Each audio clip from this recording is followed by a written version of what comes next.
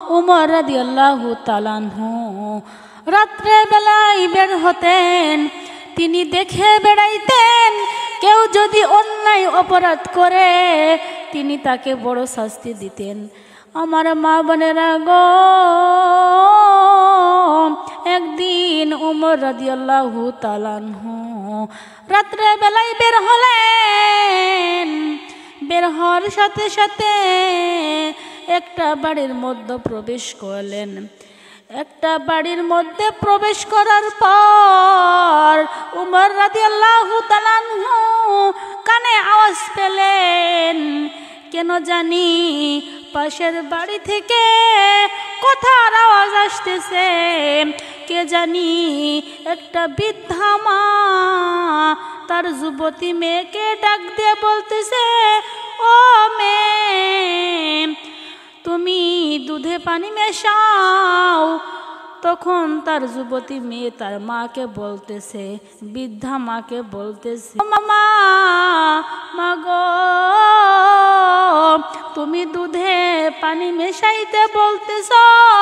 উমর রাদিয়াল্লাহু তাআলা আনহু বলেছে, দুধে পানি মেশানো যাবে না। দুধে যদি তুমি পানি মেশাও তিনি আমাকে শাস্তি দিবে, তোমাকেও শাস্তি দিবে। এই মেয়ের কথা শুনে তার বৃদ্ধা মা ডেকে ডেকে বলতেছে, ও আমার মেয়ে, তুমি দুধে পানি মেশাও, আমি তোমারে পানি মেশাইতে বলতেছি। এখন অনেক রাত গভীর হয়ে গেছে, উমর তো দেখবে না, তুমি পানি মেশাও, সকাল হইলে পানি মেশাইতে পারবে না। তুমি তাড়াতাড়ি পানি মেশাও, উমর দেখবে না। ওরে মেয়ে, তুমি ভয় পেও না গো, তুমি তাড়াতাড়ি দুধে পানি মেশাও। তার মেয়ে ডেকে ডেকে বলতেছে, ও মা, মা গো, আমি পানি মেশাইতে পারবো না। তুমি বলতেছো পানি মেশাইতে, উমর দেখবে না।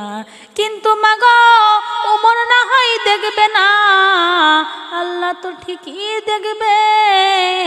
আমার মা বোনেরা গো, সবাই বলেন না সুবহানাল্লাহ। আমার মাঝান ওই যুবতী মেয়ের কথা উমর রাদিয়াল্লাহু তাআলা আনহুর কানে গেলেন। তিনি কথাটা শোনার পর বাড়িতে চলে গেলেন।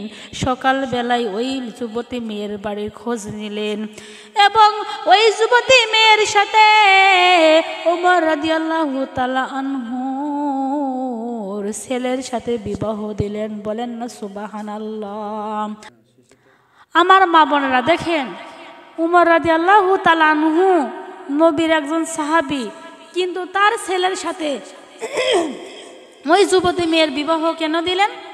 কারণ দেখেন, কারণ যুবতী মেয়ের এমন কিছু কাহিনী আছে, যুবতী মেয়ের দেখছে যে সে ভালো,